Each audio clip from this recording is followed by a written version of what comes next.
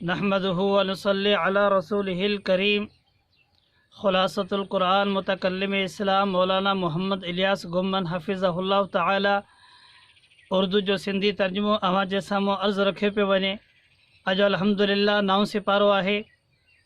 हिन नए सिपारे जे शुरू में अल्लाह तबारक व ताला पंहिंजे बानहनि खे सम्झाइण जो तरीक़ो ऐं उसूल बयानु फ़रमायो आहे। कॾहिं अल्लाह तबारक व ताला पंहिंजे बानहनि खे आज़माइश में मुब्तला करे सम्झाईंदो आहे ऐं कॾहिं अल्लाह तबारक व ताला पंहिंजे बानहनि खे सम्झाइण लाइ उन्हनि खे उसूल सम्झाइण जे लाइ अल्लाह तबारक व ताला मोजज़ात ॾींदो आहे। अल्लाह तबारक व ताला जे तरफ़ां मोजज़ात जो अचणु या कंहिं हालात जो अचणु इहो सिर्फ़ु ऐं सिर्फ़ु इंसान खे सम्झाइण जो हिकु तरीक़ो हूंदो आहे ताकी इंसान ई सम्झी वञे। अल्लाह तबारक व ताला हिन नए सिपारे में हज़रत मूसा अलैहिस्सलाम जो फ़िरऔन ऐं उनजे जादूगरनि सां जेको मुक़ाबिलो थियो हो उनखे बि ज़िक्र फ़रमायो आहे त हज़रत मूसा अलैहिस्सलाम ऐं फ़िरऔन जे जादूगरनि जो जेको मुक़ाबिलो हुयो उन में अल्लाह तबारक व ताला हज़रत मूसा अलैहिस्सलाम खे फ़तह ॾिनी ऐं हज़रत मूसा अलैहिस्सलाम ॾे जेके जादूगर आया हुआ फ़िरऔन जा उन्हनि ईमान आंदो ऐं उहे हज़रत मूसा अलैहिस्सलाम ते उन्हनि ईमान आंदो। अल्लाह तबारक व ताला इन शइ खे बि हिन सिपारे में बयानु फ़रमायो आहे। ऐं उन खां पोइ फ़िरऔन ऐं उनजी क़ौम ते मुसलसल जेका अज़ाब आया अल्लाह तबारक व ताला हिन सिपारे जे अंदरि उनखे बि ज़िक्र फ़रमायो आहे त हीअ फ़िरऔन जेको आहे इहो फ़िरऔन ऐं उन ते जेको अज़ाब आयो हो उन में ॾेडरनि जो अज़ाब हुयो, तिॾियुनि जो अज़ाब हुयो, रत जो अज़ाब हुयो, चिचड़नि जो अज़ाब हुयो। एॾा अज़ाब हुया, अहिड़े क़िस्म जा अज़ाब हुया जो अल अमान वल हफ़ीज़ अल्लाह ताला असां सभिनी जी हिफ़ाज़त फ़रमाए। अहिड़ा अज़ाब रत हुजे त हर शइ में रत, खाइण में, पीअण में, सुम्हण में, हर शइ हर जॻह ते रुॻो रत ई रत, तिॾियूं त तिॾियूं, टिंड जेको आहे सो ॾेडर त ॾेडर, मतिलबु त एॾा वॾा अज़ाब उन जे मथां न अल्लाह तबारक व ताला नाज़िल कया सिर्फ़ु इन जे करे उहे नाफ़रमान हुया उन जे करे। ऐं उन खां पोइ अल्लाह तबारक व ताला हिन नए सिपारे में बनी इसराइल खे जेकी निजात मिली, बनी इसराइल खे निजात मिली ऐं उन्हनि खे तौरात मिलियो उन जो बि ज़िक्र अल्लाह तबारक व ताला हिन सिपारे जे अंदरि कयो आहे। ऐं उन खां अलावा बनी इसराइल जूं जेकियूं बुरियूं आदतूं हुयूं उन्हनि जो बि अल्लाह तबारक व ताला हिन सिपारे जे अंदरि ज़िक्र फ़रमायो आहे।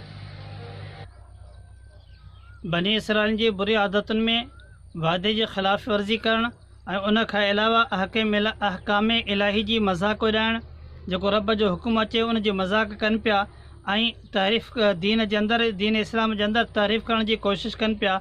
ऐं उन खां अलावा मच्छीअ जे शिकार खां उनखे मना कयो वियो त हीले ऐं बहाने सां उनखे शिकार करण जी कोशिशि कनि पिया त इन जी इहे एॾियूं वॾियूं बुरियूं आदतूं हुयूं। ऐं इन अल्लाह तबारक व ताला इन नए सिपारे जे अंदरि इन खे बि तफ़सील सां बयानु फ़रमायो आहे। उन खां पोइ अल्लाह तबारक व ताला हिन सिपारे जे अंदरि बलअम बिन बाऊरा हिकु शख़्स हुयो जेको मुस्तजाब दावात हुयो, जंहिंजी दुआ अल्लाह तबारक व ताला क़बूल फ़रमाईंदो हुयो, उनखे उन्हनि माण्हुनि पैसा ॾेई करे हज़रत मूसा अलैहिस्सलाम जे लाइ बददुआ कराई हुई, माल लालच ॾेई करे उनखां बददुआ कराई हुई। छा नबीअ जे लाइ बददुआ कराइणु, उल्टो पंहिंजे पाण खे लॻो त अल्लाह तबारक ताला इन किसे खे बि हिन ई सिपारे जे अंदरि बयानु फ़रमायो आहे। उन खां पोइ हिन जे आख़िर में सूरत अराफ़ जे आख़िर में अल्लाह तबारक व ताला क़ुर करीम जी अज़मत खे बयानु फ़रमायो आहे ऐं फ़रमायो त क़ुर करीम अहिड़ो आहे जेको दिलनि ते असरु कंदो आहे।